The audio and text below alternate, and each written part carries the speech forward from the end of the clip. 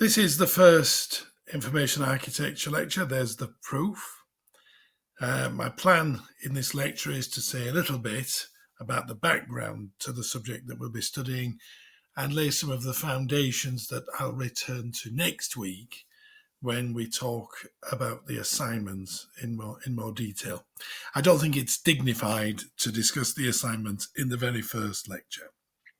So, a few background thoughts. First of all, the module is intended to focus on the way that we organize digital information so that the content of websites typically can be more accessible, so that people are better able to find the information that they need. Now, to do that, we have to think a little bit about ways in which information has been organized and structured in the past, in the distant past. Information was structured in libraries by placing books on particular shelves along with other books on the same subject. But now we have the internet, and there are many, many ways in which we can organize and structure information. Obviously, because this is a technology module, there's a focus on the types of technology that can be used to help us when we're involved in information seeking. Now, by that, I would typically mean websites and search engines and the technologies behind them. But there's also a role to talk a little bit about such things as information visualization and machine learning, and also the kind of search technology that will become part of the Internet of Things. And there are also issues relating to big data. So there's quite a few topics to be covered under the label of technologies, key technologies. So here's the thing you need to be able to do: pinpoint high quality information on the internet. Good job that tools like Google provide you with a nice, simple user interface. Now, on this module, I want to be able to talk about things like this as user interface patterns. So if we were to document this as a pattern, we could say something like this, that the pattern has to have a name. So best first seems to be a good name. What we're saying is that in a search engine or a search tool that we design, you'd expect this feature to somehow be incorporated. That's where the user types in a query, some results are displayed, an effort is made to make sure the best results are at the top, and then you pick one and you can have a look at it, then pick another and have a look at that. So that's a description of something which you will have seen in many different search engines. You'll have seen it in Amazon, you'll have seen it in Summon, Google. This is a recurring feature, a recurring user interface feature, which you will have used in many different contexts. That's why we call it a pattern. Here's a separate pattern, but clearly it's related to the first. So what happens if you're working with Google or other best first interfaces is that these days, if you start to type something into the query box, you will more often than not be presented with a list of possible ways in which the software thinks you might be wanting to go. So here we are asking about information architecture, and interestingly, we can see with the bottom link in this suggested list, and also with the fourth one, that there's such a thing as the Information Architecture Institute. I would think that would be quite an interesting thing to look at.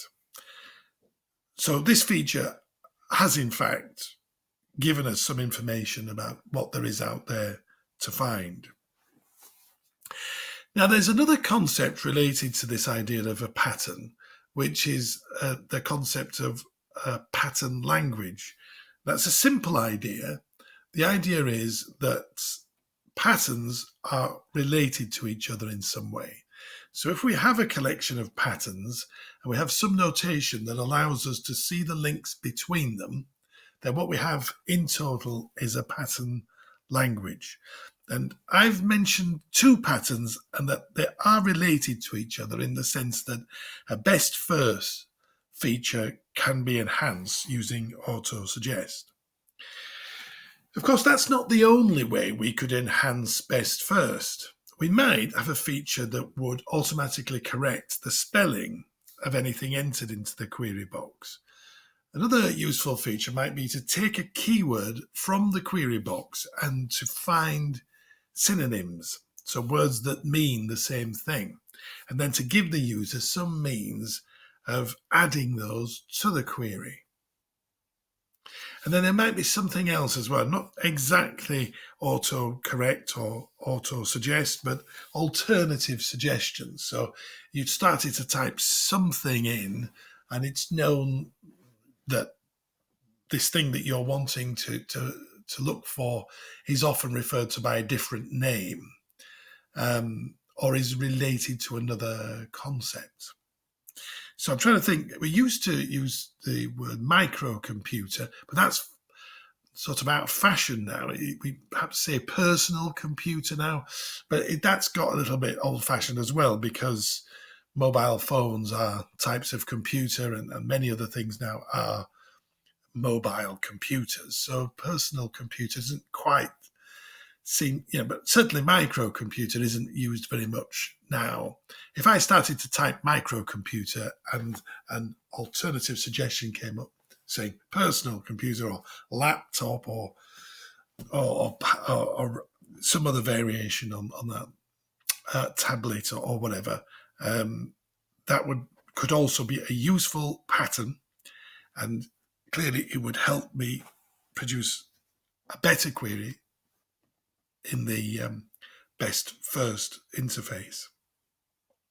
So those would all be linked together, and the way in which they're linked together would be documented in a pattern language. Here's another one then, Perl growing. Now in this one, you say you do a search, you see some results. One of these results happens to be particularly interesting, so somehow you use that as the basis for finding other documents that are somehow like that one. So you're picking a Perl and growing your search from there. So that's an interesting interface feature. It's presented here as a pattern, but I suppose one implementation of the pattern is if you do a search to buy something and you get the customers who bought this were also interested in these type of response. But if it's a search engine and you're using it to search for scholarly materials and you find a very good journal article, then it might be very interesting to find, to find other journal articles that are very similar in content to the one that you've selected. And then there are other types of pattern. You could search for papers by the same author as one that you've found useful. You could look at papers that have cited the paper that you're looking at. So papers that have been written later that put this paper that you like into their bibliography. Or you could do it the other way around. You could look at the bibliography of the paper that you like, and that would enable you to go backwards in time, to look at the papers that the author of a paper that you like said were interesting. You might use a classification scheme like we do in the library, and then there's faceted searches. If you search Amazon, then you might want to search for books or CDs or furniture or whatever it might be. Each of those are facets, and you could use those facets to filter out results that are not interesting to you. And you may know about Boolean searches with ands, ors, and nots being used to make the query more focused. All of those are patterns, and we could think of many more. So why bother with these patterns? Well, what we want to do is to provide the designer of search software with an easy way of accessing useful ideas. So there are certain problems that designers have to solve.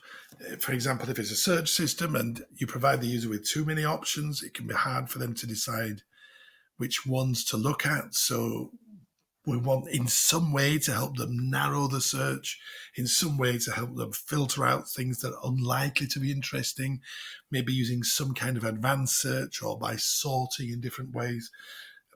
But these have already been thought out in existing systems. So if we can consult a pattern library, we can see how this type of thing has been done by other designers. If a user knows exactly what they're looking for, if they know there's a particular paper and they want to retrieve it, you want to have some sort of query option that allows them to type that query in very unambiguously. But there's a different situation where the user doesn't really have a clue. They just want to learn about a subject area. And in that situation, you probably want to give them search options that would allow them to browse. So let's imagine we've got lots of patterns. What do? They help us to understand how users search and what they would expect to find and what the next steps they should take should be. So they're very important then if you're either designing an interface that you want to pull in the wisdom of people before you, or if you're redesigning an existing interface. So let's have a look at Google Scholar. You may already have seen Google Scholar, but let's have a look at this as an example of a search interface useful to people like us, people who are researching for a literature review. Let's just go straight into the a sample page. First of all, note this is a pattern to display the number of search results, so you can see how many results have been returned, and then take some kind of action. For example, if there are too many, that might be to narrow the query by, in this case, introducing ands between the keywords, so that now I only retrieve documents that contain the words happiness, neuroscience, and chocolate, which has narrowed that search down from 820,000 documents to 1,280. So there were a couple of patterns there. One was being able to use ands. Another one was being able to see how many documents you would retrieve. Here's one: display the title of a document that has a hyperlink, so you can go to more details of the document if you click on it. Highlight the authors of a document, so you can click on the author to see other things that these authors have written. These are, again, examples of patterns, aren't they? The place where the article has been published, so you can click on that and see other things that have been published in that same place. Again, that's a pattern that allows you to broaden a search by finding related materials. These snippets that you're presented with are not taken directly from the papers themselves. Well, they are in a way that what happens is it tries to pull out key sentences from the document and put them together, so as you read it, you get a sort of a sense of what the whole document is saying. But that's done by an algorithm, not by a person. A computer program is selecting those sentences and constructing a snippet to help you understand what that paper is saying without having to actually retrieve the whole thing and read it. Here's a reference to the papers that have cited this one. So if you think that this top one is interesting, you might be interested in the 363 papers that have been written more recently than this one, which included this one in their bibliography. So for some reason, the authors of those papers felt that this one was important. Also here, there's a link which would enable you to find, for pearl growing purposes, find other documents that are like this one. And these work, we think. Google don't give away exactly how their algorithms work, but we think it takes the snippet and submits it as if it were a query. And so you're finding things that are like the document that you've selected. So again, it's for Perl growing. With Google Scholar and with Summon, you can quickly link to the full text of the papers, should you wish to do that. So it's worth just pausing for a moment there and thinking whether or not you can imagine a relational database behind the scenes that stores the information that is required for us to do that type of search. Got to be an author entity, and there's got to be a journal article entry. Got to be some sort of keyword index so we can find a word in the query. We can find that word in an index, which will point us to the documents that contain it. And then many more, if you were to think about that. The next thing to think about is, if you have a good entity model, what kind of a user interface could you design that would allow you to make full use of that structure? Now, one possible interface is the Google Scholar interface, but is that the best? Is that the best interface? Is there anything about that interface that seems weak? Give you an example. It makes it rather difficult for you to keep track of previous searches. If you go off looking at citation links or author links, it's a little bit hard to retrace your way back to where you were, especially if you followed a series of links. There's nothing in the interface to help you do that. There may be other things about that interface that could be improved. But also, there are a lot of good ideas in there which you could document as user interface patterns. So then someone else comes along later and they can use those patterns to design a better interface by keeping all the good ideas that you've seen there. Now, here's a separate concept. We'll just mention this briefly, that in the literature on information seeking, there are a number of information seeking models that have been proposed. And those are step-by-step methods for information seeking. And typically these models have a series of stages that you would pass through. And here I'm just mentioning some possible stages, something to do with getting started when you approach the software system, not without much of a clue about the subject that you're investigating. That's going to lead you into some kind of exploratory search, and then later on into a more focused search as you get a clearer idea of exactly what you're looking for. And then there's something to help with wrapping up. So when you're at the stage where you want to produce your bibliography and finish the job, there's a separate stage there. So that those seem to make sense, that there are those 4 stages. There is a model called Kuldthau. We'll spend a little bit of time looking into this. The reason I've chosen this one is because it was designed by looking at information seeking behavior of students. So the people who were observed were people in the same situation that you're in, having to prepare a literature review for a final year project. And I won't go into these in detail at this stage, but you can see there are more than 4 steps in Kuldthau's model, but they do broadly follow the steps that I've mentioned before. You start with initiation, which is like my getting started, and then when you get to the end of the Kuldthau model, you're talking about presentation, which is what I called wrapping up. And anyway, we'll talk more about Kuldthau's model in next week's lecture. So I will ask you, perhaps I didn't spend enough time there on Kuldthau's model, but just thinking about the general idea, whether that sounds reasonable, whether you think, oh yes, actually that's true. It is the case that when I first use the search tool, I don't have a clue what I'm doing, I need help. And that a bit later on, I do know what I'm doing, and now I need to be able to be specific about what I'm looking for. And also that at the end of the process, it's all about gathering together what you've done and presenting it in a bibliography. So I'd hope you think, yeah, that makes sense. I think a staged model does make sense to me in the same way as the systems development life cycle makes sense when you're developing software. So I'm asking you to reflect on whether you think it's a good model. And what I would hope is that you would conclude that it's a very good model. So let's just compare those two ideas then, the idea of patterns, the idea of stages. They're similar to each other in the sense that they're both connected with the problem of searching, but patterns describe specific features of software systems that would support you in carrying out some activity that would be of a very short duration, typically.